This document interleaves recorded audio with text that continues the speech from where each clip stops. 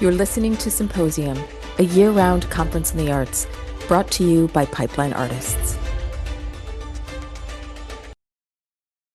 Welcome to Symposium, and I want to introduce you before we start to Lee Matthew Goldberg, who is a great guy. You guys are going to love him. No pressure, Lee. He's the author and screenwriter of 13 novels, including The Ancestor, Slow Down, The Mentor, from St. Martin's Press, Stalker Stalked, Orange City, the 5-book Desire Card series, and the young adult trilogy Runaway Train, Grenade Bouquets, and Vanish Me, currently with actress Regan Rayard. Is that how you pronounce her name? Yeah. Yeah. From TV's Young Sheldon, attached to the belt. The Great Gimmelmans is forthcoming in November 2023. He's been published in multiple languages and nominated for the Prix de Polar. After graduating with an MFA from the New School, his writing has also appeared as a contributor in Crime Reads, Pipeline Artists. Gee, what a fabulous site that is. Lit Hub, the Los Angeles Review of Books, The Millions, Volume 1, Brooklyn, Lit Reactor, Mystery Tribune, The Big Idea, Monkey Bicycle, Fiction Writers Review, Necessary Fiction, Hypertext, in a lot of places. I'll put the whole bio on the site. His pilots and screenplays have been finalists in Script Pipeline, Book Pipeline, Stage 32, We Screenplay, the New York Screenplay, Screencraft, and the Hollywood Screenplay Contest. Lee is the co-curator of the Guerrilla Lit reading series. So one of the reasons that I wanted to talk with Lee in front of all of you guys and not just call him up and have a conversation. Always good too. Yeah, well, we could do that too. But I always love writers that cross mediums and cast a lot of nets. And I just feel like as a writer today, it's kind of what you have to do to survive. So we're always trying to encourage novelists to write screenplays and screenwriters to write novels, short stories, all that kind of stuff, and filmmakers to do short films, all of that. So we are going to sit with Lee for the next hour and chat about all of that. And Lee was, of course, the first person who came to mind because he does do that. Thank you so much. I think, Lee, you have some news. Oh, yes. So I just was nominated this week for an Anthony Award, which is a thriller award. So I'm really excited about that. And we'll see what happens at BoucherCon. That's very exciting. Very exciting. Can we first talk about, since you have done so well screenwriting and novel writing, I'm not sure I want to know which one you like better, but yeah. I mean, novel writing's my heart. Like that's where I started as a novelist. Oh, hey dog. I love screenwriting, and it actually was an article of mine, I think, in Pipeline Artists, where I'll use each one as like a palate cleanser between the two. So like I just finished a very intense novel last week that I've been working on for a long time. I'm moving to a screenplay next. Like I would never go novel. So I enjoy both, and I like both to complement one another. But novel writing will always have my heart. Yeah. Do you have a hard time bouncing back and forth to each? Like, does it take you like a few days to kind of get Yeah. I mean, so my first novel, Slow Down, I'm adapting as a film, and we have some people attached. So I'm going back to do a rewrite of it. So it's characters that I've known for 15 years.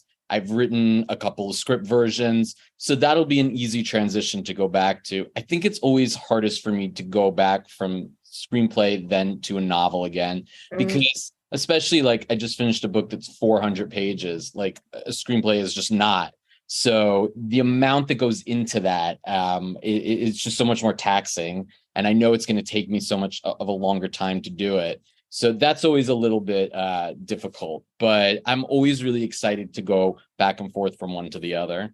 Yeah, I started off wanting to write the great American novel and then got pulled into screenwriting for a decade. And now I'm back to pursuing my original dream, writing a novel. And I have to say, if anybody out there is a screenwriter and hasn't tried writing a novel yet, you really should try because it's so liberating. Like you Yeah. can put like so much more on the page than you can in a script. So when your love is novel writing and then you go to the screenwriting, are you always having to check yourself going, wait, I can't get in their head. Like I can't, Yeah, you it know? used to be harder for me. I think like earlier scripts that I wrote when I first was kind of trying the medium, Mhm. there was like way too much description. Like my action would be like so much description that just wasn't necessary. And I took a really good screenwriting class, I remember, at NYU, and Mhm. the teacher there,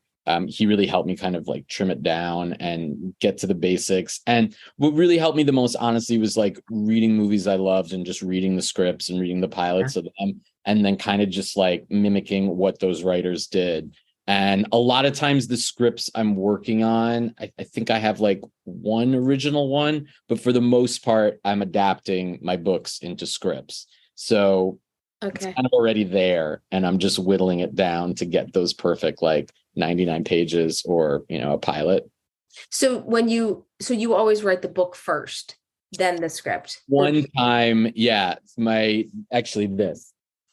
this was my novel Pray No More, but it first was a script, and it's being published by Screenplay Press, which is kind of exciting. But that one I wrote first as a screenplay, and then I had no intention of turning it into a novel, but I was like, well, the outline's already pretty much there, so I yeah. might as well give it a try. And it was a very lean novel, so it worked really well going from screenplay to prose. Yeah. I mean, the screenplay can be like, and that's the other thing, like with, NaNoWriMo and stuff, like a lot of Mm, times, like Matt and I would tweet out, like, take your script and use it as an outline to write a novel. Because it is just a lean, you can yeah, beef it up, you can add more subplots, you can do all this kind of fun stuff. I had never intend. Oh, I'm sorry. No, no, go ahead. I had never intended to really like adapt my own work. And then one of my books was optioned, and there were all these really good people attached for a second. And somebody wrote a script, and the script was absolutely the worst thing I had ever read. And it killed the entire project. And then the producer fell out and the director fell out. And about a year later, the director contacted me and he was like, you know what? I feel really bad. This is why the whole project fell apart. It really was because the script was just not there. And I was like, oh, if you just let me give it, like, let me Yeah. try, let me write it. So from then on, I was like, that was a good learning lesson. I'm just going to adapt all my things. And then if it dies, at least I tried everything that I could. It wasn't somebody else that killed my project. And then you can also get a screenwriting credit. That would be amazing. And you also choose, like, because if when you start with a novel and then you go to the script, you have to choose what you're going to take out. Yeah. Like, Yeah. so you're choosing which subplots get removed and which. So the beautiful part about that is that when the producer or studio reads your adaptation of your book, they know you're already happy getting rid of those things. Right. Yeah. I mean, it was sort of, and honestly, right now, any project that I have that's like kind of going somewhere, it's off of a script that I wrote. A lot of times they'll option a novel and then it kind of just sits there because they Yeah. have to get the writer. They have to build everything around it. On the flip side, though, sometimes they don't want the novelist, and Yeah. you're kind of a thorn in their side if you're like, hey, I wrote a script. So there's pluses and minuses, but I feel more comfortable if I have a script and I at least give them the option if they want to choose to include that and pay me And some money. I used to go down to the New York Rights Fair every Mhm. year. I remember one time I was there. There were some producers on the panel talking, and they're all talking about, book rights, film rights, all that stuff. And one of them was saying that they actually like it when the novelist has the first draft of the script, because Mm-hmm. then they know the novelist is okay with these changes. But Yeah. but also, it's from a practical standpoint, doesn't mean that they're not gonna add things back in or change it, whatever. But just from a practical standpoint, they have a first draft, so that saved them a ton of money in development and time. So now they already have a first draft that they know the novelist is okay with, And then they hire another screenwriter to come in and like, because they just assume a novelist doesn't know how to write a script. Like, Sure. No, I honestly, that makes the most sense. yeah. And I wish more producers actually thought that way. Now, Mhm. now, not every, novelist is able to write a screenplay, Yeah. but also I think in terms of what we're talking about, like a lot haven't even tried, I think Mhm. it's a worthwhile effort on both sides to go out of your comfort zone and try something you've never tried before. And, a lot of times it's very hard to get scripts produced and to be made. It's not saying that novels aren't hard to get published, but there are more outlets, I think, to get Mhm. that where people are going to look at it and read it, versus a whole film or TV series having to be made for your idea to kind of be on a screen. Yeah. So I say go for it. Like what's the worst that could happen? Yeah. I know. So we've got some questions in Yeah, here, and sure. you and I could talk forever, but I just want to make sure we get to Yeah, these. absolutely. So Carl was asking, how do you make sure you retain the film rights to the novels you write? Is that a common aspect of a publishing contract? Sure, that's a really good question. So it very much helps to have an agent that's looking out for your contract. If it's your lit agent, so like I had an instance with a project of mine where the publisher wanted to keep the rights of one of my novels, and luckily it was a short contract, so the contract wound up expiring. I say never give your rights over to a publisher. And even huge publishers really shouldn't ask for it. Like they'll make enough money if it becomes a huge success off of, bestseller, Mhm. money, and just anything coming in. So if you can, whether you have an agent or not, really try to hold on to your film and ancillary rights in general. Like foreign rights and all of that. Yeah, it's not always that easy, especially for emerging writers. You get your Mhm. first deal and you just want that deal. But especially film, like they shouldn't take your film rights, really. Yeah. What's like speaking of contracts with publishers, what's Yeah. like the number one thing writers should watch out for? I mean, I think, there's a site Absolute Right, and I think, Mhm. Absolute Right with a W. Yep. That will flag any bad publishers, bad agents. So Mhm. that's really if you have a decent or a good agent and it's a publisher that's known, you're pretty much going to be okay. They're not there to like shiv you or anything. But I had an instance, one publisher in my career never paid me for my royalties, and it wasn't a huge amount of money, but it was a couple $1,000. Yeah. And we wound up, this is the one who also took the film rights. We wound up, keep your money, give me the rights back, we'll never speak again. So it was a learning curve with something like that. And other people love that publisher. So going into it, I had heard good things, but you never know. So I think always do your research and make sure that like whoever you're signing with is legit, because there are bad actors, meaning like bad publishers out there. Yeah.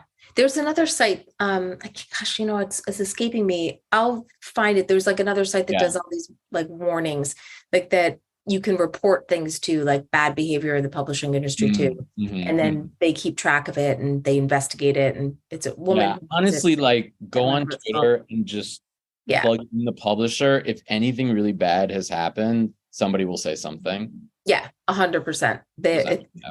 Twitter is on it. They're on it. Yeah. I mean, they're horrible for a lot of things, but like really for that, like it'll check out. I mean, and sometimes somebody could say something and it was just a bad fit. So, Yeah. you want to do that extra research, but Yeah. I think it's always smart to do research about who you're signing a contract with. Yeah. Yeah. I mean, and think about it like journalism, like you have to get at least a couple sources. Like, Right. if one person had a bad experience, maybe it was the person, Yeah. No, absolutely. A new asks, is it easier to write a script before the novel or the other way around, which we kind of talked about, but how do you start that process? And do you just have characters chatting away to you? Yeah, often. Yeah, like I said, I just finished a book that I've been working on for about 6 months, like these characters I've lived with. And it took place in the 30s. So I was like transported back into the 1930s, living with these characters. Yeah, I mean, I think it's whatever you kind of feel most comfortable with. If you think of a script, kind of like I said before, as a blueprint or an outline, a lot of times authors, novelists, we write like long outlines that really detail. A script is kind of that. So your script could be your outline. And then if nothing ever happens with your script, at least it led you to write the novel. But like I said, I've also done it in reverse. I think it's just find whatever your groove is and whatever you're most comfortable with, and kind of feel it out to see which works best. Yeah. Do you have an agent or manager for both modalities? Um, One for each. So I have a lit agent and I have a film agent at my literary agency. And I am currently searching for a manager, but the difficulty a little bit for myself is I'm not so interested in being staffed on a writer's room. So I'm interested in selling my TV series. And Yeah. so I'm waiting for sort of the right time. I have something that I'm trying to develop. I think it's smarter for me to get that developed and then get the manager from that. Yeah. It's always, and when Lee says manager, he means screenwriting manager. Screenwriting manager. Yeah. I'm It's like covered two on different, yeah, it's like two different worlds for the reps. And then Tia also asked, is screenplay press specific to the type of conversion you did, screenplay from book or vice versa? Yeah, so Screenplay Press, it's an awesome new publisher that was just started. And it really gives screenwriters opportunities for their works to be read. Like I said, a lot of times you write screenplays, even if it gets on track to potentially be a movie, there's so many things that could derail it. And then your script never finds, like a place for people to actually read it and see it. So this is in bookstores, it's on Amazon, and I'm actually doing 2 events for it. One in LA at Skylight Books on July 8th, and then one in Williamsburg. I'm forgetting the name of the bookstore, but I could remember by the end of it. And there'll be actors that'll read parts of the screenplays. So yeah, look for them, Screenplay Press, if you're looking to send your script. So can we talk about book tours for a second? Sure. Yeah, anything. I back in the day, publishing houses used to put some marketing money behind you and send you off on tour and pay for your hotel and flights and all that stuff. Let's just talk about the realities today. Yeah. So the reality is if you are a huge A-list, like a Stephen King author, yes, they're fronting your bills for everything. But that's a very small amount of people. For most authors that are B-list, C-list, whatever they would be called, they really don't even help set up your book tour. So it's kind of like you do everything and they're like, oh, that's fantastic. And the publisher will support it, but there's no way they're paying for it. So I find like stick to places where you could potentially have a couch to crash. That will save you hotel money, and make sure you do it in places where you could bring in an audience, because it's so much harder these days for a bookstore even to be open to having an event. So they'll want to make sure you could bring in people. What also really helps is like I'm about to do a tour in the fall that I'm starting to set up now and into the winter. I'll try to book it with other authors. So I'm always doing an event with somebody. It also just makes it more fun. Like nobody wants to just hear you like get up there and talk. Like something like this where there's a conversation. Yeah. It's so much more fun for everybody. And then they have the other author has the potential to bring some people. So there's never that dreaded thing when there's like 2 people. Yeah. Well, and also I've got a friend who self-publishes, and a few years ago when she had first kind of started off, I don't know, like time is flying, it was probably 10 years ago, who knows? Right. And they did something that I thought was genius. Got 7 self-published authors got together. And I'm going to forget exactly how they did it, but I think they took like the same character, but they each wrote a story for it in a different genre. Oh, that's cool. And then they sold it as a box set. Okay. And then they had all 7 authors promoting this box set, and they all became USA Today bestsellllers. Wow. Okay. Yes. Nice. I was like, that is genius. And I feel like if you're going to self-publish, you've got to be, and you got to be thinking about all these different ways to creatively market. Yeah. If you're a good marketer, that will help you with self-publishing, because without that, it's like a little bit shouting into an echo chamber. So you have to do something. I mean, honestly, publishing a book these days is shouting into an echo chamber and very hard. Like, I'm working with a big PR company for my next book. It's the most I'm ever going to spend for PR. And I'm using it as a test to see like what they potentially can get me. But it's kind of like you have to pay to play a little bit, unfortunately. Yeah. So, and this leads perfectly into Lauren's question about what are your thoughts on self-publishing? So I think self-publishing, for certain genres, I think it's better than others. I think it's quite good, especially for like sci-fi, some young adult, romance. I think it's good for erotica. And again, if you're good at marketing, do it. If you've tried the route where you've tried to get an agent, you've tried to send it to some indie publishers and it hasn't worked, and this is something you put blood, sweat, and tears in, and you really just want it out there, put it out there. Like, I would always suggest, though, to have it professionally edited before you publish it.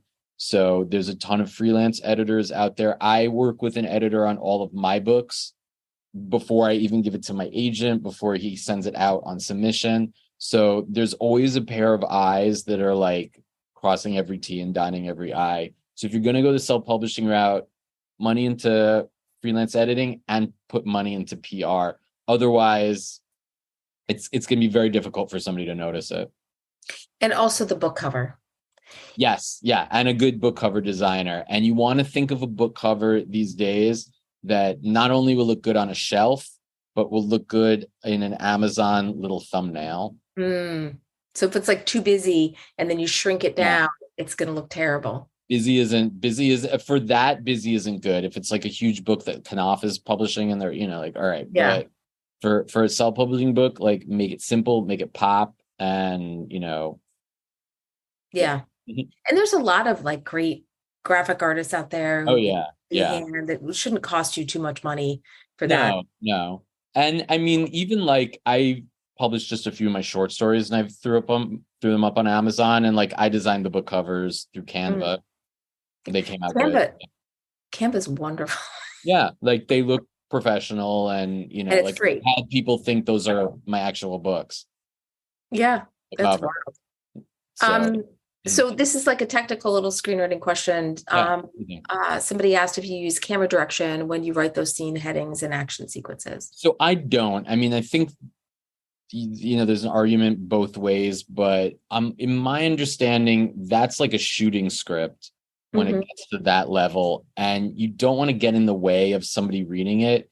It's a little bit like, it kind of feels like labor when there's so many camera shots and angles that you kind of lose the flow of the story. And I've had my stuff sent out to like huge managers and producers, and nobody has ever been like, oh, you should have put camera stuff. So I think save it for a shooting script, unless you're the actual director as well, and this is a project you're doing both for, then I would throw them in. Yeah, I mean, if you're going to do an indie film, but then do it. There's always that line that you don't want to cross and step over, like step into the director's role, because then if a director is reading your script, they're going to be like, I don't want to cut there. What do you need me for? Yeah, you don't tell me what to do. Yeah. So I would avoid it. The other thing is like, I personally don't use it, but some people really like it. I don't know what your thoughts would be on that, but I avoid it. Yeah, I think it's sometimes a style thing, but I don't do it. But Paula asks that you mentioned sometimes they don't want the novelist to write the script and to work with a novelist. I think we can all blame E.L. James for that. Oh yeah, she was like a thorn in their side. She was a nightmare, apparently. Really? Yeah, she was little diva. Sorry if you're listening, E.L. She's 50 Shades of Grey, right? That's 50 Shades of Grey, yeah. And but she also, kind of busted open the door for authors in some ways to be involved, and so there's a little pros and cons to that. What have you heard about, the reasons why they might not want to work with the author? I think very simply, it's like you'll get in their way, and they have this misconception that novelists can't write screenplays. But then you look at a lot of shows right now, like I just watched Fleischman in Trouble, that the creator was the author. So it's happening a lot more than it used to be. The Leftovers was Tom Perrotta. You know, a lot of these amazing shows were created by the authors themselves. And if you think, like, who knows the story better than the author? Mm-hmm. Like, for them not to even give you like a consultant or something like that, it, it's really just foolish, because like going back to the story I told where somebody wrote a horrible script, like if they would have just had a meeting with me about it, we could have solved some of the issues that were in that script. But Yeah. I was, And yeah, I was just like left out completely. yeah. And some places, some production companies and studios do have the screenwriter talk to the novelist and Mm, have that whole meetings, and then at some point the novelist has to step back and the screenwriter yeah. has to just focus and do their job and get it written.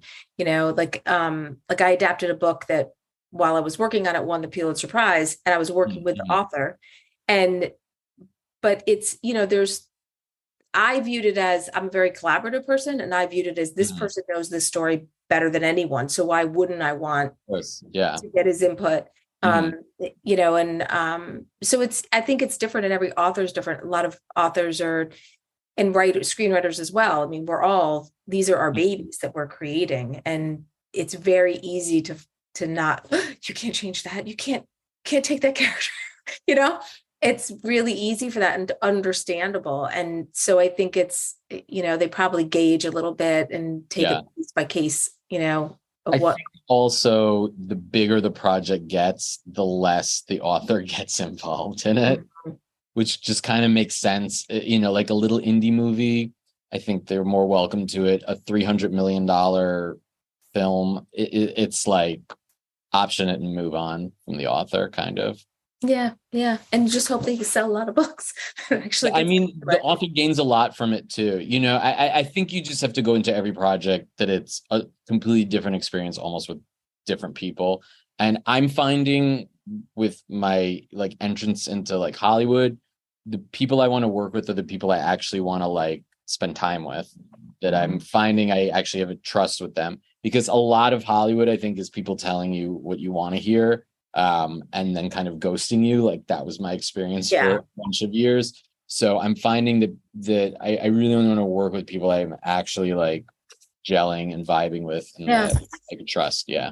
yeah, and especially since like that whole process takes years. So Years. Yeah. years, everything takes years.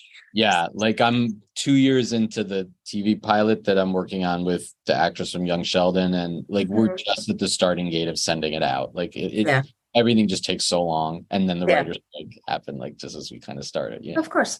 Of course. Yeah. Of course it did. Since you're talking about TV series, I want to touch on Mm. Courtney's question.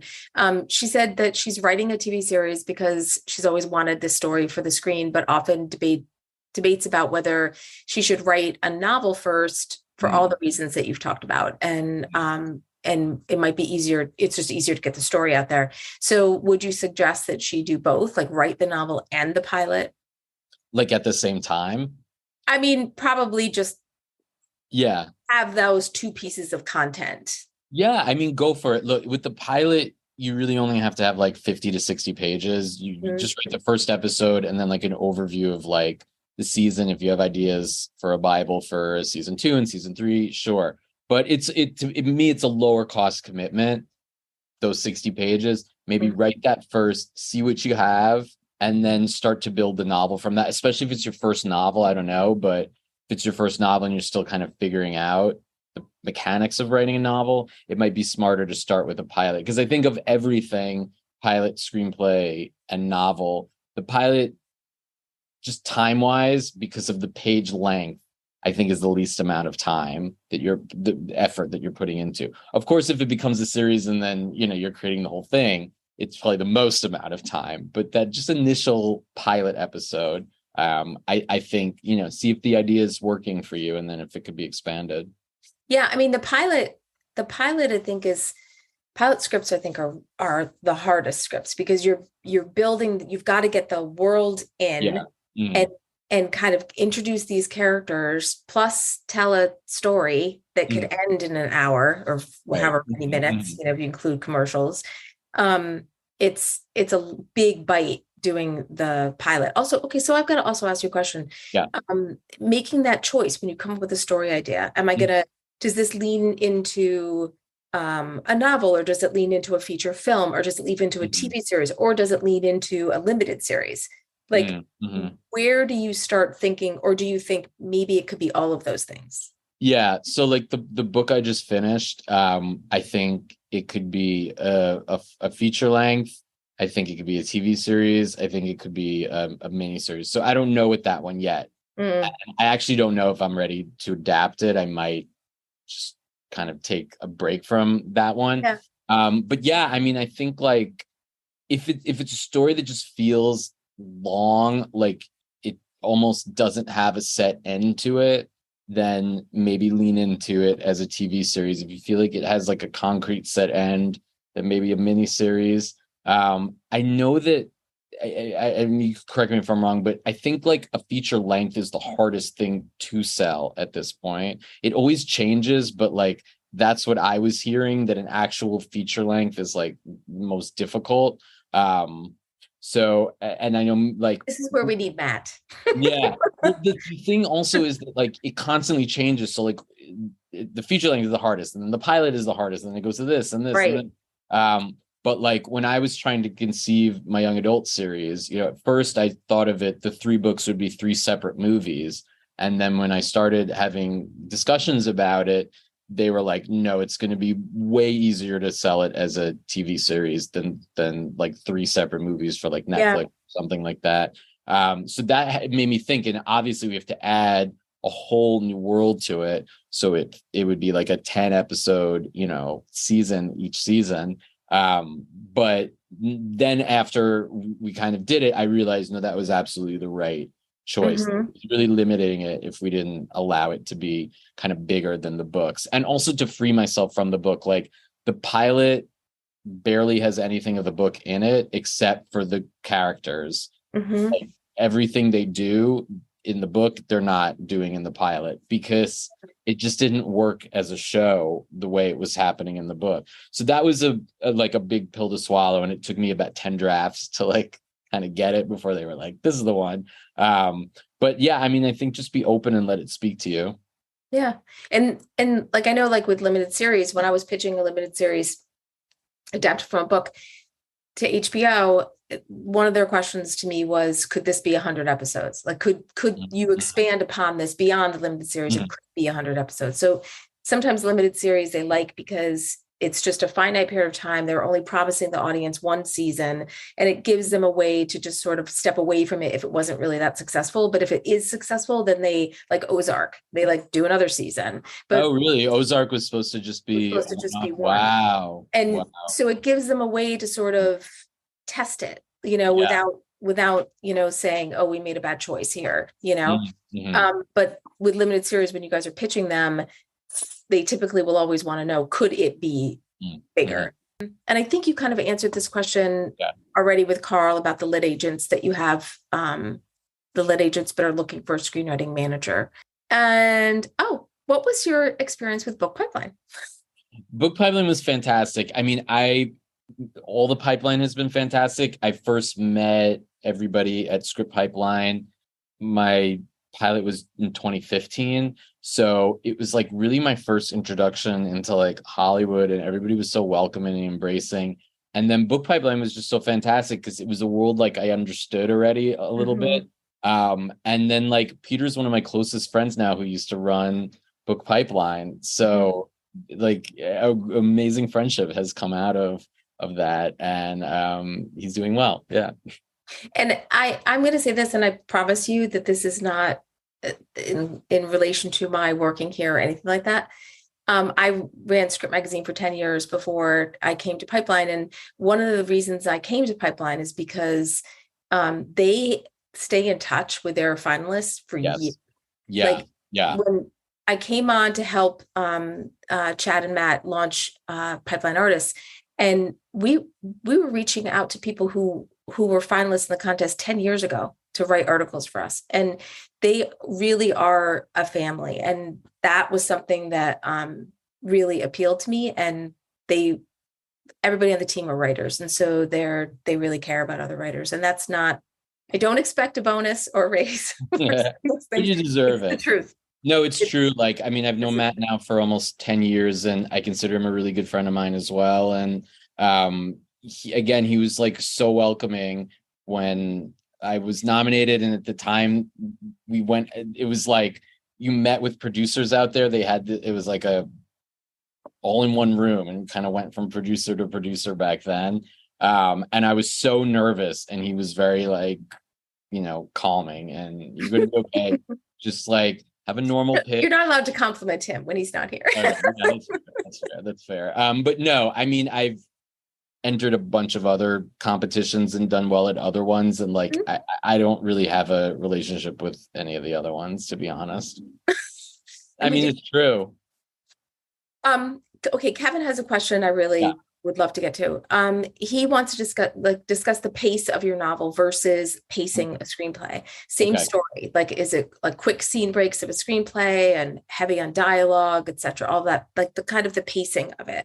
Yeah, I mean, I primarily write thrillers, so pacing is like one of the biggest parts of thrillers anyway. So I'm always like Stephen King said something really great, where when he's writing, he always ramps up the action as it gets to the bottom of the page. So you literally want to turn the page. So I kind of always think about that in the back of my head for novel writing, for screenwriting, like always just making sure the action is ramped up as much as possible.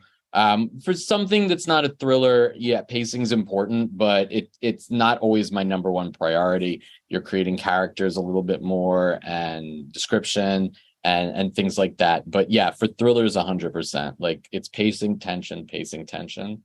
Yeah. I always imagine, like, when I'm writing a screenplay, imagine somebody standing behind me with a remote control. Like, are they going to turn? Oh yeah, are they going to turn it off? Yeah. Yeah, I mean, I do feel like, and maybe it's also just because I've written a lot more novels, like I go through a lot more drafts of screenplays. So a lot gets edited and edited and edited. Where these days I'm a lot better with novel writing. Like my first vomit draft almost now is like my third draft. Like it's already at a good point when I finish it. And with screenplays, that's never the case. Like it takes me a lot to get there. I think a lot of that is because you just have to, like, Yeah. There's a lot of slicing and dicing.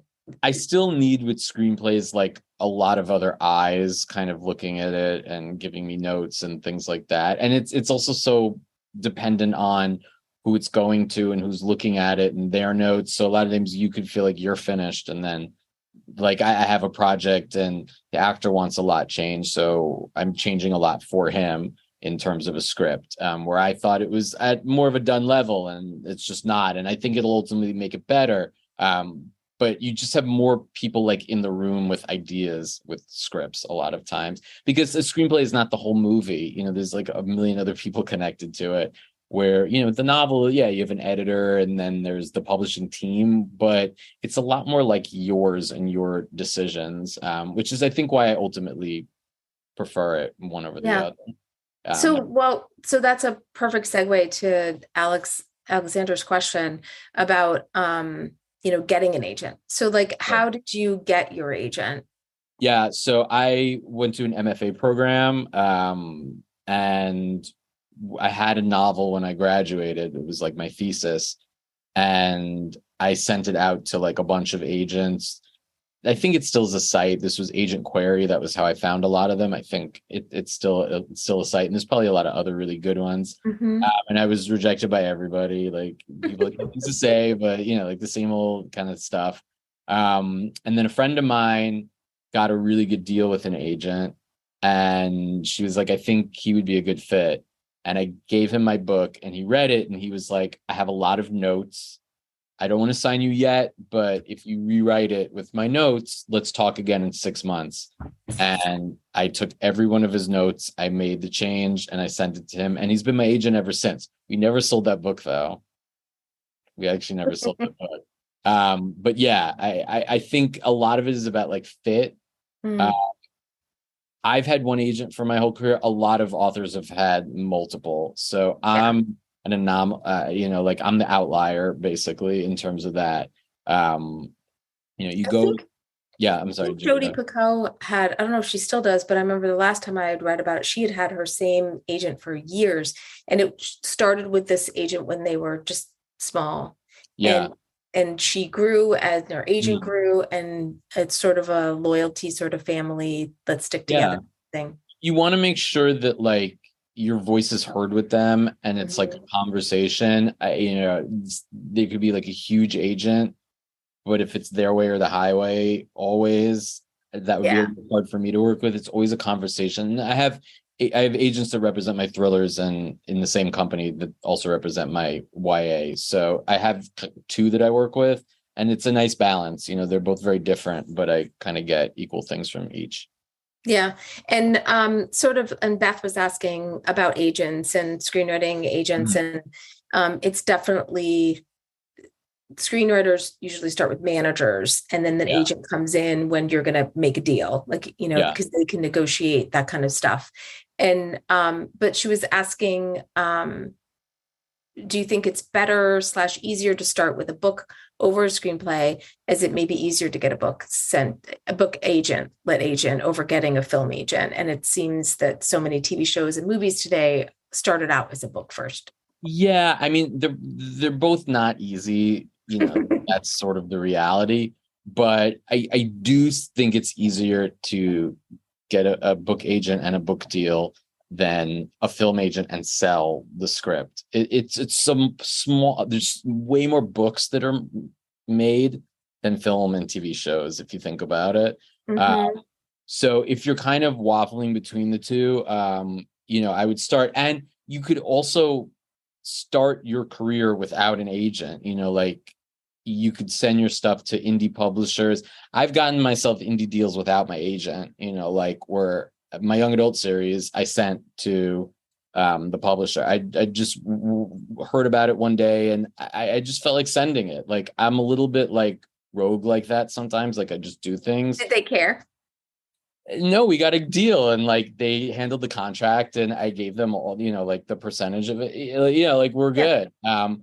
And it was just a thing where like at that moment, like I didn't think the deal was 100% going to happen. Like I just tried, see what happens, and then they loved it, and they wanted 3 books, and so you could do it without an agent to start, and then use that to get the agent as well. So really look Mm-hmm. into a lot of indie publishers depending on what you write and what genres you write, because a lot of them will accept without agents these days. They actually prefer it because it's a little easier for them. Usually they won't have somebody being like, fix this in the contract, fix that in the contract, fix that in the contract. So But you should still have somebody look at your contract.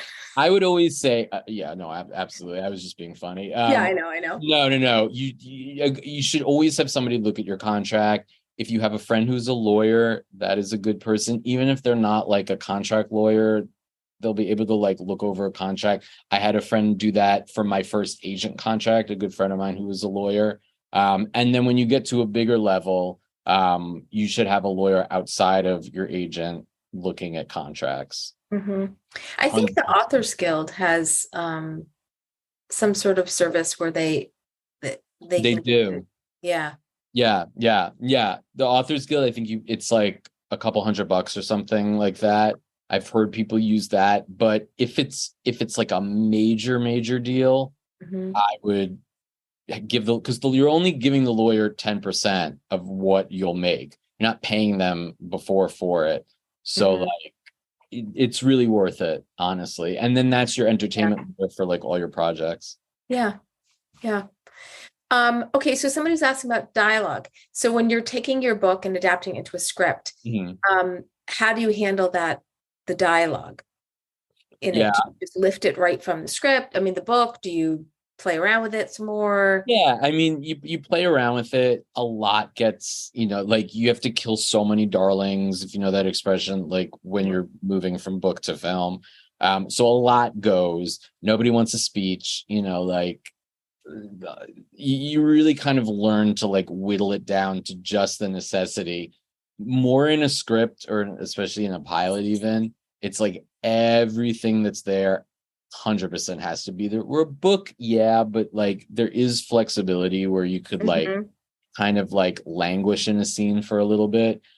where nobody has time for that in a in a TV series or film, which amazes me because sometimes I'll watch some shows and they're horrible, and like the first 30 minutes are like pointless and don't move the plot at all. And I'm like, how did this even get made? Like, I just watched one. I'm not going to name it because that's mean, but I was like, how did this show get made? Like, was this honestly written by AI? Like,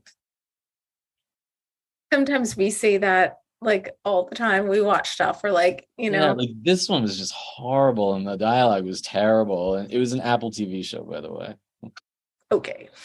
No, I love Apple TV and I love Severance and but Yeah, just yeah, yeah. and if you want to try to figure out what it was, There's also a really popular Apple TV show that I don't get at all. I just am like, I don't get it. I don't get why. Severance, though, was one of the best shows. Is that good? Year. I haven't checked that out. Just an amazing, interesting, really cool show. And they do a lot of other really good shows too. Like I really liked Bad Sisters, which I think was from the BBC, and the one with the actress from Neighbors. She plays like the physical fitness person in the 80s. Yeah. I'm terrible with names, so that would never happen. It's called Physical. Not gonna help you. Yeah, Physical. Yeah. So okay, so about when you Rose Byrne. I just there you go. Yeah, there you go. Thank you. Yes. Rose Byrne. So like when you're adapting, like what would you say like the percentage of the story is the same as the book and the script? And also the other thing about adaptation is you're thinking about, I think the hardest part about adaptation is you're competing with the reader's imagination. Mm-hmm. And so do you think about like, are you just focused on story? Are you thinking about, are my readers, loyal readers who've read the book, what are they going to think of this adaptation? Not really. Yeah, that's sorry, readers. Yeah, I mean that wasn't like for the project in particular, I was really thinking about like what the people attached want and giving them exactly what they want. So it was very sort of specific and had very intense notes about sort of what they were looking for. So it actually made it easier because it allowed me to kind of just move away from the book and not have the book be the Bible for everything. But I know the characters so well that the characters kind of just came out. And I like, honestly, when a movie from a book or a TV series from the book becomes its own thing. Like if it's literally just the same thing and I've read the book, like I don't want to watch the movie. Like you have to show me something kind of new in it. So I think when it creates its own world and it's separate from it, it actually works out best, I think. And none of my books were like such a huge success that like I have like readers like screaming at me if I make any changes. So yeah, I don't know. Maybe if I had one, yeah, that's true. Yeah. Maybe with a much bigger one, people would come at me with pitchforks. I don't know. I know. I'm loving that you guys have so many questions, but we probably aren't going to catch all of them. So I'm trying to find some ones that stuff that we haven't talked about yet. Are we allowed to go over, or is it? Yeah. Okay. I'm fine. Us. Yeah, I'm fine with going over to answer. Yeah, I don't think Zoom will like cut us off or anything like that. Okay. Best book you've read on novel writing specifically that you'd recommend? So like on the craft. Yeah, I've mentioned him a few times and I obviously am a huge fan, but Stephen King's On Writing is probably the best. E.M. Forster has a great one. I think it's like Acts of the Novel, or just look up E.M. Forster, who wrote Howard's End, a billion years ago. His is a great book. I'm trying to Elmore Leonard has a fantastic one too, and it's like, I'm paraphrasing, but it's like the 10 best things to do and like the 10 worst things to do in novel writing, and it's very succinct. You could read it in like an hour, and if you've never read Elmore Leonard, he's one of the masters. Oh, and I should also point out, because I don't think I said this in the intro of Lee, he used to teach writing for like 10 years. I did. Yeah. I mostly taught, it was like intro level essay and literature. But I taught a couple of writing classes, and it's something I might go back to in life. I don't know. We're going to try to get him to do a symposium for us. So done. Stay tuned. Yeah, fantastic. Yeah. So Lauren was asking that everybody approaches outlining differently. And what does it look like for you when you're starting a new novel? Like, are you pantser, plotter? My first book, Slow Down, was a pantser, and it took me many years to write. And then I think once I understood the craft of a novel, I'm 100% a plotter now. So usually an idea like this last one that I just finished, that I was talking about, that takes place in the 1930s. It's like the dawn of advertising. Mm. And also like anti-Semitism and Nazis, and it's a very like historically heavy novel. So I needed it to marinate for almost a year, I think, in my head. And then one week I just sat down to write the outline, and I'll usually write like a paragraph per chapter, and then start the book. And about 60 to 70% into the outline, the wheels start to kind of fall off, and I just let it go. So like whatever needs to be changed, change, but I at least have enough that I'm never sitting before like an empty screen or anything like that, which is, Yeah. I think, a writer's worst nightmare. But you need to play with it yourself. Like, so many people don't know if they're you have to find what works for you. There's authors that could never plot a book. If you've done screenwriting, you're probably more a plotter, in all honesty, just because you already know that kind of style. Pantsers tend to be more like literary writers, books where like plot and action aren't the forefront, I would say, but it's up to you as a writer. Of course, I just muted myself because my dog's coming. Here she comes. Oh, with a treat. She's got her toy. Nice. It's a beautiful one. Yeah. Yeah. So yes, that's really great, Billy. Um, so when you talk about writing the first draft and the vomit draft, so as you're writing, there's those arguments about like you shouldn't edit at all, you shouldn't touch anything, you should just keep going through the whole thing. And some people start their day by going back and doing some tweaks to the chapter they wrote before they start like their day. Like what is your process? Yeah, mine is less of a vomit draft, which is, I think, what I was talking about before. Like the first draft for me almost becomes like my third draft.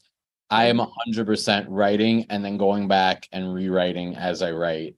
So then the beginning becomes like rock solid, and I feel like I have enough of a foundation, and I'm constantly editing and editing as I'm working on it.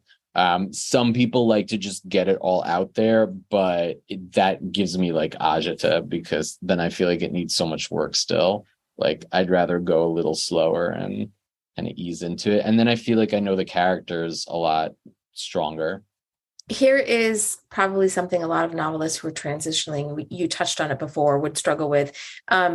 Alex Sander says, I'm a recovering novelist, transitioning to a screenwriter, and they were asking like tips about whittling down description. I actually have, Alexander, if you go and on Script Magazine's website, I wrote an article about, I think if you search polishing a screenplay, about how I cut, and I have like examples with, crossed off stuff, and it'll give you a little bit of an idea, an actual to look at an idea, but weigh in, Lee. I mean, it's stylistic. You have authors like Edith Wharton that it's like a full page of description about a wall and a hat. Yeah. So it depends on what you're really aiming for. These days when I'm reading, if there's a lot of description, I'm so bored, because you're almost saying to the reader, like, I don't trust you enough to imagine kind of everything as I'm writing it. So I'm just going to do everything for you. And especially in terms of like, I think physical features and description, a lot of times when you're reading a book, you really just need the bare minimum. And then your version of a character that you read is very different from another person's version of it. So I feel like kind of just give the bare essentials. Don't overdo it. And if you ever feel like, should I add this other description? You probably shouldn't. Yeah. And I think he was asking about culling down the description for a script. Like, so say, okay. Yeah. I mean, like to move it into action and. Yeah. And like make it, because I have to say, I miss that Twitter. I liked Twitter when it was 140 characters, because I thought it was just a great exercise. Every tweet, you had to condense what your thoughts were into a smaller thing. And I thought that was such a great way to train screenwriters to write succinctly. And I miss that. Yeah. But think about stuff like that. Like, how do you how do you just cull I down heard I anything? Like heard an how many words do you interview. really need? Yeah, I heard an interview with Jake Gyllenhaal once where he was talking about like the ideal dialogue, and he was like, the more white on the page, the better, kind of, like the less clunky description, because a lot of it's probably going to change once it gets to like production anyway.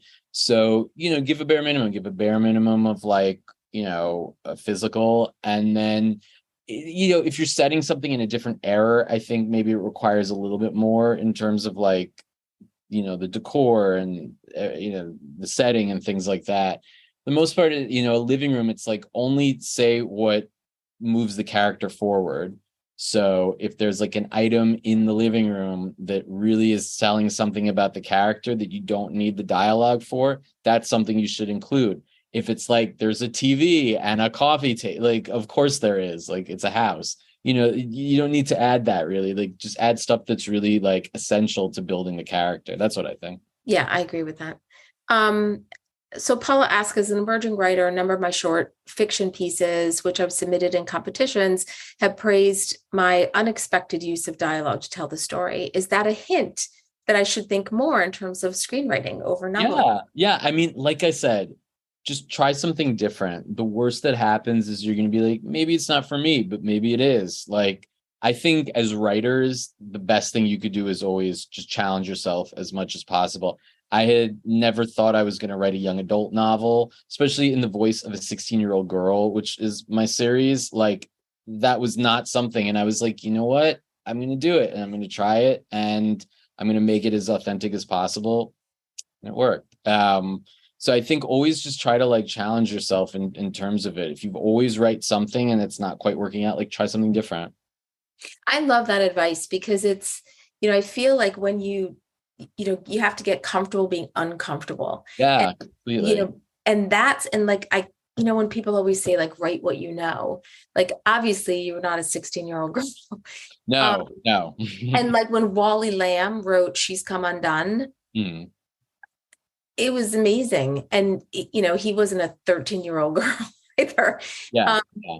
I mean, but there's certainly things that you're not, acceptable to write, correct. obviously, like 100%. Like you Right. cannot write everything and an experience that you fully do not understand. But with Right. the 16-year-old character, it's like I started with her humor. We had the same sense of humor, and it kind of built from that. And I really leaned on a lot of females who were able to look at drafts and give me advice. Mhm. And it took place in the 90s. So a lot was, very similar experiences about what we were happening.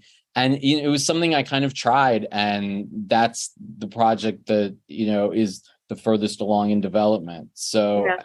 I think it's always good. I think just like you said, uncomfortability, I think, sometimes really equals really amazing things happening. Because it's like pushing you to write about the stuff you're scared to write about. Yeah.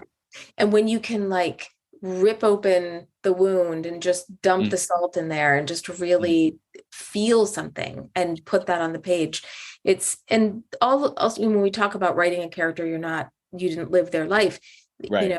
but it's finding that there's no way we could all write something that mirrors our life, Mhm. Mhm. so you finding that thing about them that you might have, like you said, humor, like you have in common Yeah. with the Yeah. character, some way you can relate to them, or some way you can relate to the theme of what they're experiencing, Mhm. Mhm. Mhm. um Courtney asked about my pitching HBO and my experience with that and how I got in the room. And but that was like well, I adapted a Pulitzer Prize winning book. So that made it easy to get in the room, and pitching that's a whole other topic. And I would love to talk about, that one day, about like how you connect in the room with people. And a lot of it is just kind of like, just having a regular average Joe conversation with them at first. And then you kind of ease Mhm. into, just, being human and people. But always, Courtney also wanted to know about and which streaming platforms would we suggest is looking at the most now for series and open to great stories for new writers. It's hard to, like, unless you're repped, it's really hard to get a meeting with one of the streaming platforms. I mean, that's Yeah. definitely I mean, struggle. I've found the only progress I've had is when other people have gotten attached, Mm-hmm. and then it's like I piggyback on their reps to get me into Mm-hmm. a room. That's really how everything has kind of happened. I think as a writer and still a budding screenwriter. So yeah, I mean, and that's not easy too, but I think like, if you've written a script, if you've entered it into like some contests and it's doing well, so you feel, put it on the blacklist, it's gotten good marks on the blacklist, so you feel kind of secure, these days you could reach out to anybody, kind of like find them on Instagram, even reach Yeah. out. I reached out to a director. It didn't wind up happening, but I really liked his movie. I reached out to him and he looked at a script of mine. It wasn't what he was looking to do, but like that was through Instagram. Like, Yeah. I know. Yeah. And there's that fine balance between connecting on social media and going a little too far. Yeah. I mean, you can't have like a It's copy hard. and paste that you just send to every, like Yeah. this was a movie that I really loved. And it started out me just being like, hey, I loved your movie. And then Yeah. he was like, oh, you're a writer. What do you work? Like Right. it, anytime, honestly, anything happens organically, it's the best. I've also found with Hollywood, if Hollywood is reaching out to you, the project has a better chance of happening than if you are reaching out to them. Mm-hmm. Unfortunately, yeah. Like anything Yeah. good really happens when they want you, because otherwise you're like one of a million, kind of. Yeah. Yeah. Oh, and just a note, Jamie had dropped some titles of the books, but Jamie, you put them with just the host and panelists can see. So if you could click on that little Thank you caret for doing and that. Yeah. put it so everyone can see it and redrop those names. Oh, you did. Ah, thank you, Jamie. Thank you. I'm Thank a you. little, Yeah. Yeah. thank you. I Appreciate it. mangled some of the titles, so I Yeah, appreciate yeah, it. yeah. Okay, so somebody asked about, okay, Tia wanted to know if you could talk about not wanting to be a showrunner or writing in the writer's Yeah. room. And So, yeah, and that, focusing on the goal of just wanting to, write something and sell it and not necessarily want to. yeah. I have absolutely no desire to be a showrunner. I don't think I'm the best person for that. I don't love like a billion emails and constant people wanting things from me. It's why I've chosen to be a writer in life. So I'm like left alone. So don't make me a showrunner. But I would love to, have it be like the show that I create and be a part of the writer's room in some way, shape, or form. I think it so depends on who you're connecting with, depending on the project, what they're looking for, what they're open to.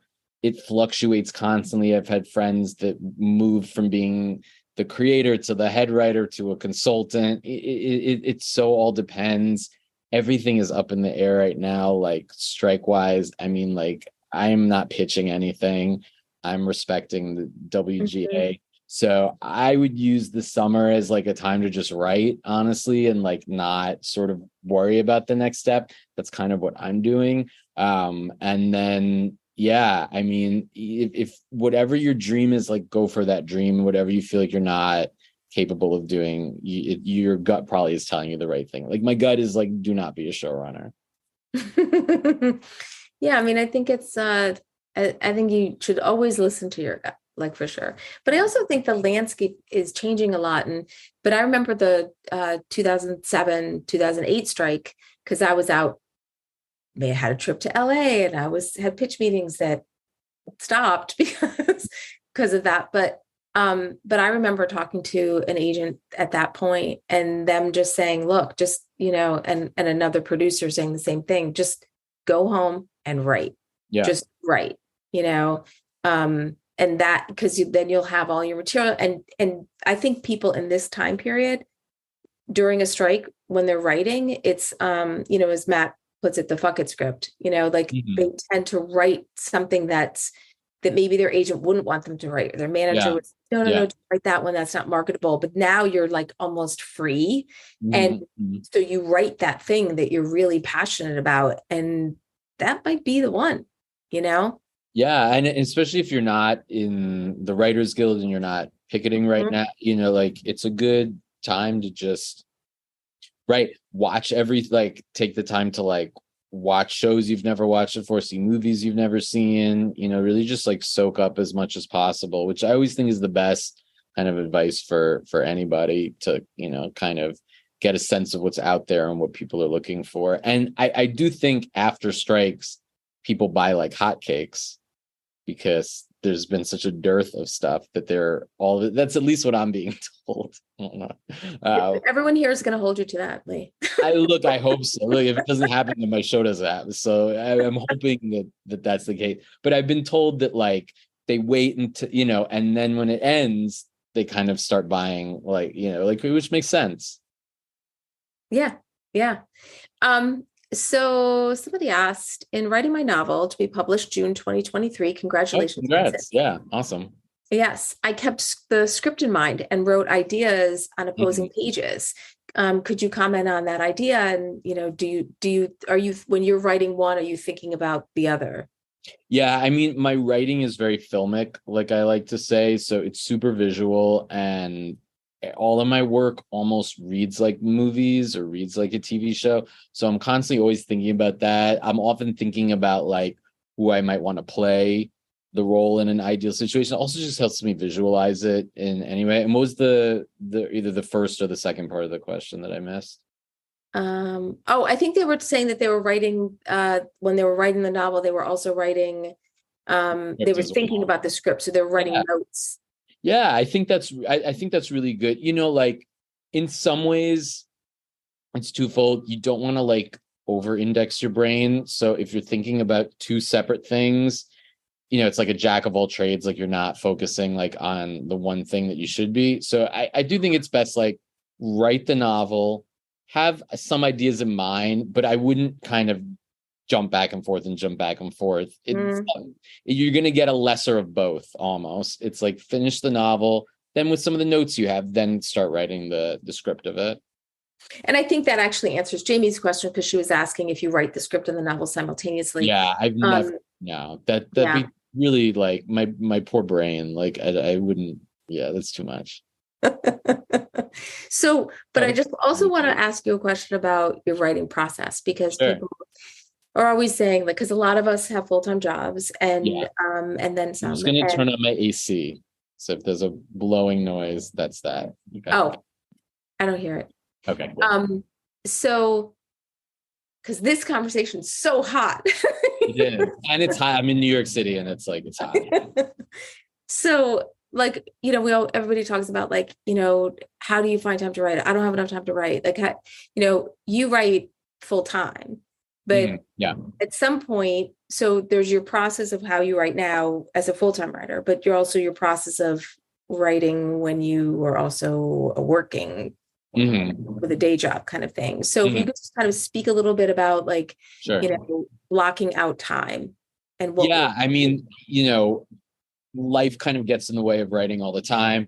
Jobs, kids. I don't have kids, so that's allowed me to write a lot more free than if I did. It's like whatever time you can make, find the time, carve out that time. If it's from 5 to 6 in the morning, then that's your writing time. It's from 11 p.m. to midnight, then that is just find whatever time. I don't think you need to be so precious where it's like I can only write when I'm feeling like the spirit in me. If you're time constrained, just write, just sit down, don't worry about it. Don't light candles and make such a big deal about it.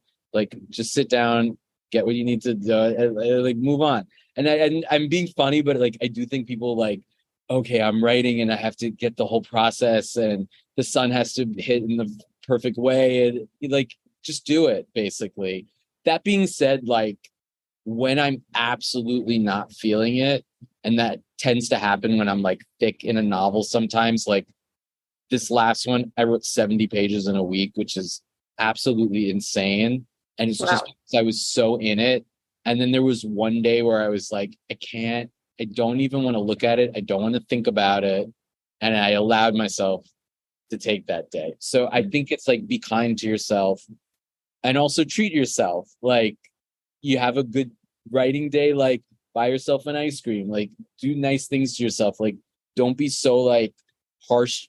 Oh, I needed to get 5 pages and I hate myself because I only got 4. Like you're human and it's creative juices and you can only do so much sometimes. So my advice is in a very long-winded way of saying like, just be very free with it and don't be hard on yourself. Yeah. Okay, I'm going to show you my little trick. There's this thing. It's a clock that has like different times on it, like 5 minutes, 15 minutes, 30, Okay, 45, yeah. 60. And like, depending on where you turn it, like it's starting. Oh, cool. Okay. Right. So it's like doing a writing sprint, and it forces you to focus because you're like, oh, okay, like I told it I was going to do it for 15 minutes.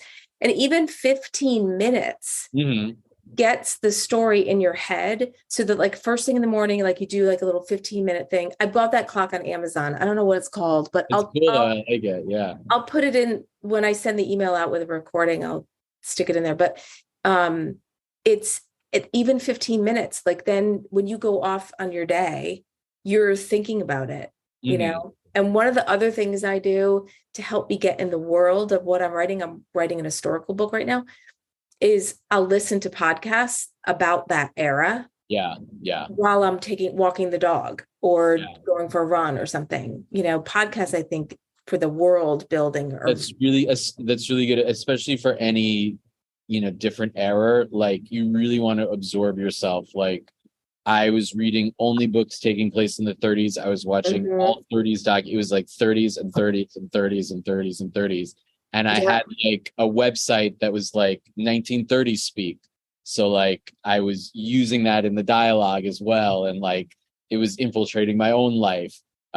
So yeah, you just want to absorb yourself. Like I write most of the time, I write actually in Central Park. I'll go to Central Park and I work outside, and then I'll walk home. So it's like a 40-block walk, and I'll think about what I worked on that walk.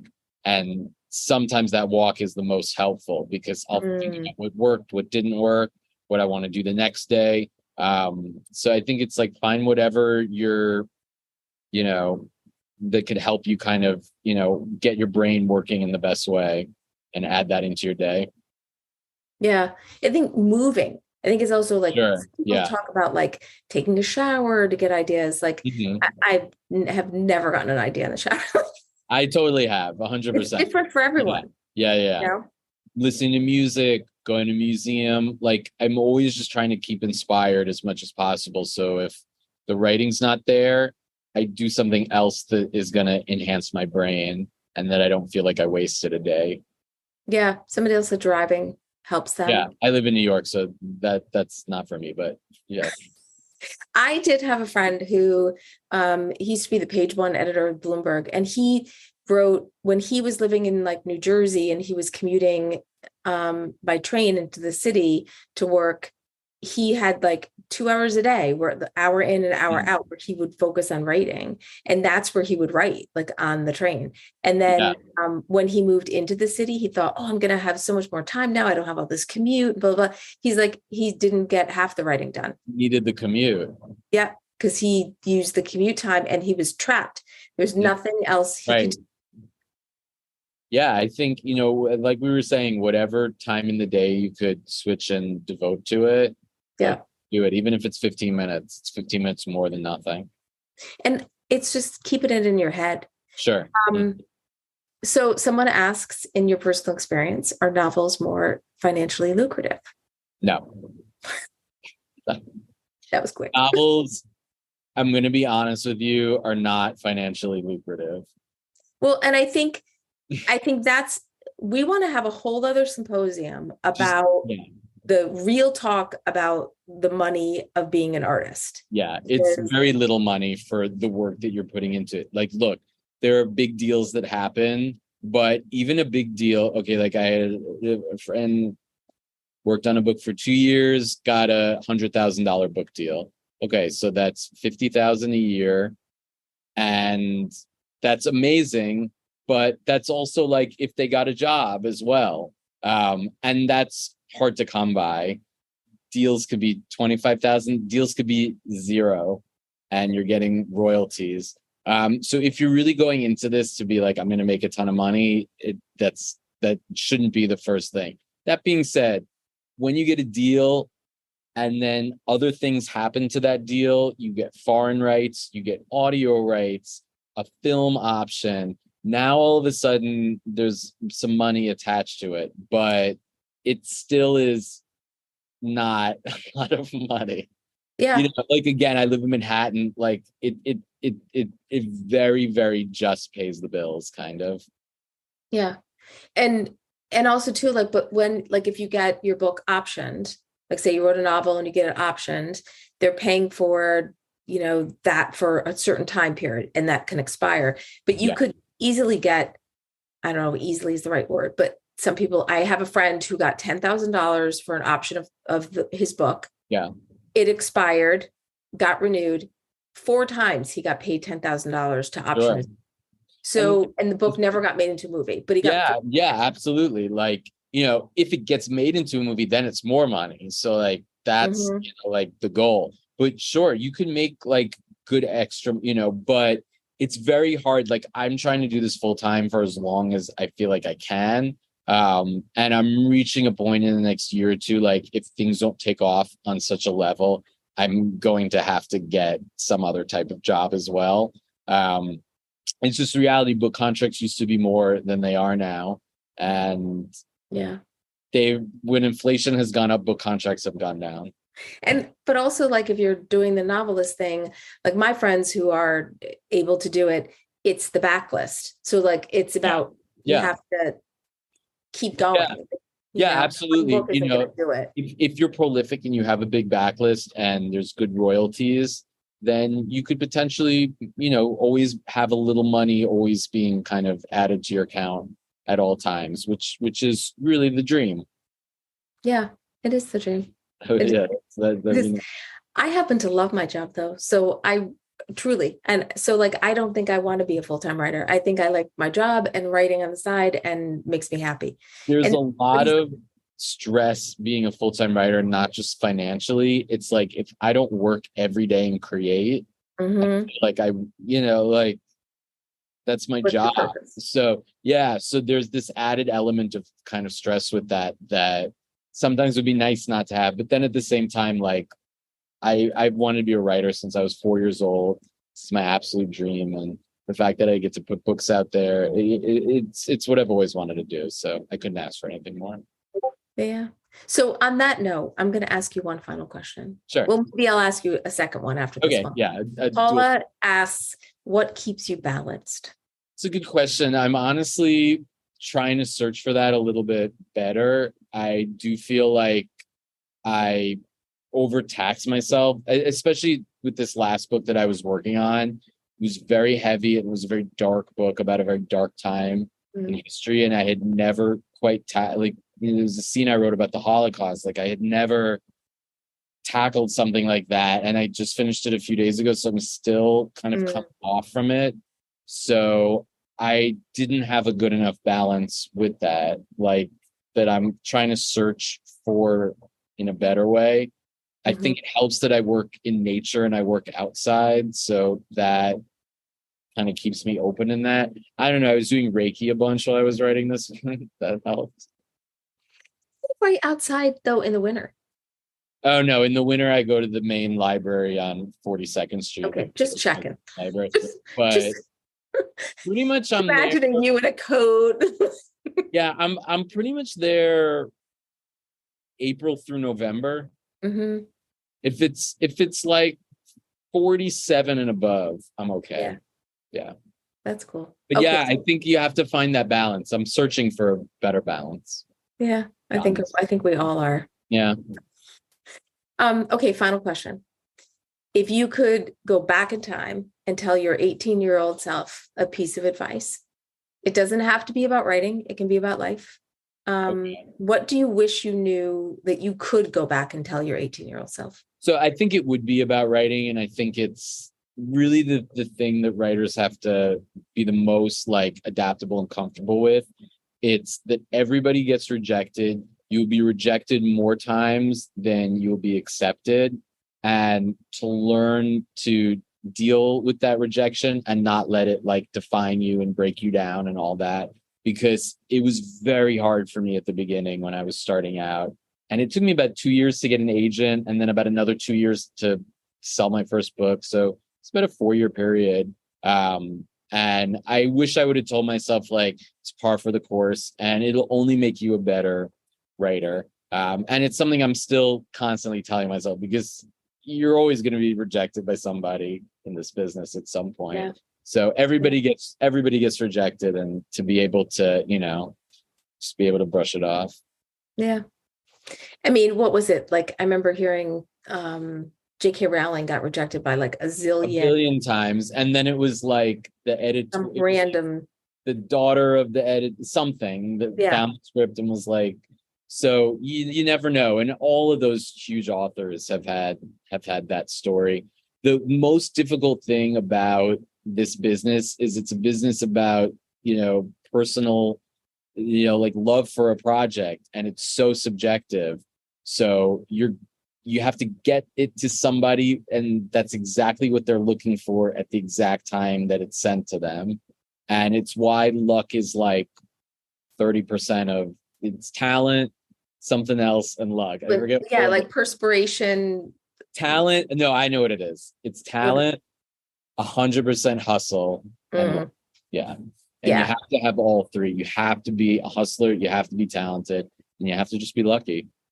And I think that's what a lot of writers struggle with, because we want to just sit in our cave and write. And the hustle part, I think, is the part that people really struggle with. Yeah, I hustle every day, like constantly hustling. And if you don't have that hustle within you, which a lot of people don't, it might not be the career for you, because it's going to be very difficult if you don't have that like drive to constantly hustle, because nobody's going to hustle for yourself more than you will. Yeah, very true. Well, thank you so much, Lee. We really thank you. Yeah. And thank the audience for your great questions. Yeah, awesome questions. We didn't leave any. We didn't get to them all, but I think they're all, we touched upon a lot of them. And okay, good. So I think we're good. So thanks again, everybody. Thank you. And thank you, Jean. Thank you as well. Thank you. Bye. Symposium is brought to you by Pipeline Artists, a division of Pipeline Media Group. To learn more about upcoming live symposiums, visit symposium.pipelineartists.com and follow us on Twitter @PipelineArtists.